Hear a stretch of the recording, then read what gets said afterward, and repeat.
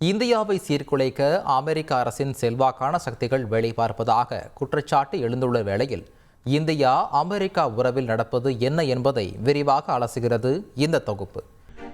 அமெரிக்க அரசாங்க அமைப்புகள் மற்றும் டீப் ஸ்டேட், அதாவது அமெரிக்க அரசின் செல்வாக்கான சக்திகள் இந்தியாவை சீர்குலைக்க முயற்சி செய்கிறது என பகிரங்கமாக குற்றம் சாட்டியிருக்கிறது பாஜக. இந்த குற்றச்சாட்டு சர்வதேச ஊடகங்களின் பிரதான செய்தியாகி இருக்கிறது. வலுவான உறவை கொண்டிருக்கும் இந்தியாவும் அமெரிக்காவும் அவ்வப்போது கருத்து வேறுபாடுகளை வெளிக்காட்டினாலும் உறவை மேலும் வலுவாக்க உறுதி கொண்டுள்ளது. இந்த சூழலில் ஆளும் பாஜக வைத்திருக்கும் பகிரங்க குற்றச்சாட்டு எதிர்பாராத ஒன்றாக இருக்கிறது. பாஜக குறிப்பிடும் டீப் ஸ்டேட் சக்திகள் வங்கதேசத்தில் ஹசீனா அரசாங்கம் கவிழ்க்கப்பட்ட போது குற்றச்சாட்டுக்கு உள்ளானவை. இந்தியா சீனாவுடன் உறவுகளை பேணிய ஹசீனா அமெரிக்காவுக்கு இசைந்து கொடுக்கவில்லை. 2023 ஏப்ரலில் வங்கதேச நாடாளுமன்றத்திலேயே அமெரிக்கா என்னை பிரதமர் அரியணையில் இருந்து அகற்ற விரும்புகிறது என பேசியிருந்தார் ஹசீனா. சீனாவை எதிர்கொள்ள வங்கக்கடலில் உள்ள செயின்ட் மார்ட்டின் தீவை இராணுவ தளம் அமைக்க அமெரிக்கா வலியுறுத்தியதாகவும், அதற்கு ஹசீனா செவி சாய்க்காததால் அமெரிக்கா உள்நாட்டில் சதி செய்ததாகவும் அரசியல் வல்லுநர்களால் குற்றம் சாட்டப்பட்டது. இப்போது அந்த அமெரிக்க அரசின் செல்வாக்கான சக்திகள் மோடியை குறிவைப்பதாக சொல்கிறது பாஜக. அமெரிக்கா இந்திய உள்நாட்டு அரசியலில் தலையிடுவது பெரும்பாலும் அங்கு ஆட்சியில் இருக்கும் அரசாங்கத்தை பொறுத்தது. 2020 பைடனின் ஜனநாயக கட்சி ஆட்சிக்கு வந்தபோது மத சுதந்திரம், கருத்து சுதந்திரம் ஆற்றலாம் என்றே பேசப்பட்டது.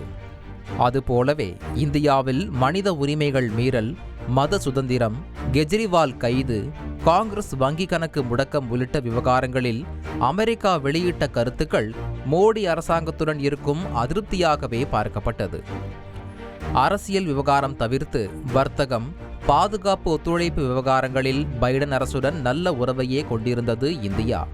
இதுவே குடியரசுக் கட்சியை பொறுத்தவரையில் பெரும்பாலும் அரசியல் கருத்து மோதல் இருப்பது இல்லை.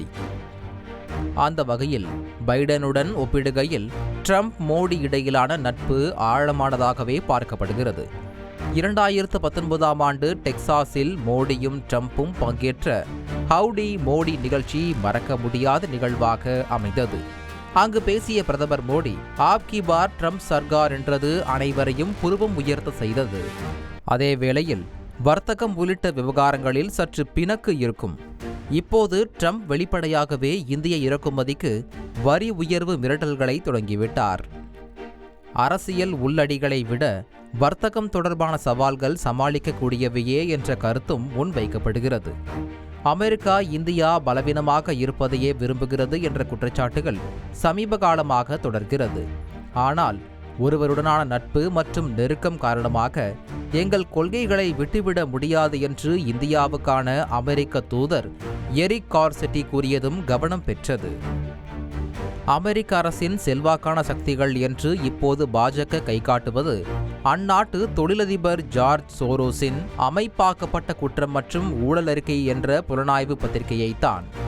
இதில் அதானி குழுமத்திற்கு எதிராக ஜார்ஜ் சோரோஸ் வைக்கும் குற்றச்சாட்டுக்கு அந்நிறுவனமும், ராகுல் காந்திக்கு எதிராக பாஜக வைக்கும் குற்றச்சாட்டுக்கு காங்கிரசும் பதிலளித்து வருகிறது. கனடா விவகாரமாக இருந்தாலும் சரி, ரஷ்யா விவகாரமாக இருந்தாலும் சரி, இந்தியா அணி சேராமல் தனது நிலைப்பாட்டில் ஸ்திரமாக இருக்கிறது. இப்போது மோதல் வெளிப்படையாக தெரிவது விரைவில் வீட்டுக்கு போகும் பைடன் அரசாங்கம் அரசியல் ரீதியாக கக்கும் கசப்பா என்ற கேள்வியும் முன்வைக்கப்படுகிறது. வங்கதேச போர் தொடங்கி வரலாற்றில் இந்தியா அமெரிக்கா இடையிலான உறவில் பல நேரங்களில் அவநம்பிக்கை நிலவியுள்ளது. இப்போதும் அதுபோல சூழல் தென்படும் வேளையில் பைடன் என்ன செய்ய போகிறார் என்ற எதிர்பார்ப்பே எழுந்துள்ளது. செய்திகளை உடனுக்குடன் தெரிந்து கொள்ள உடனே சப்ஸ்கிரைப் பண்ணுங்க.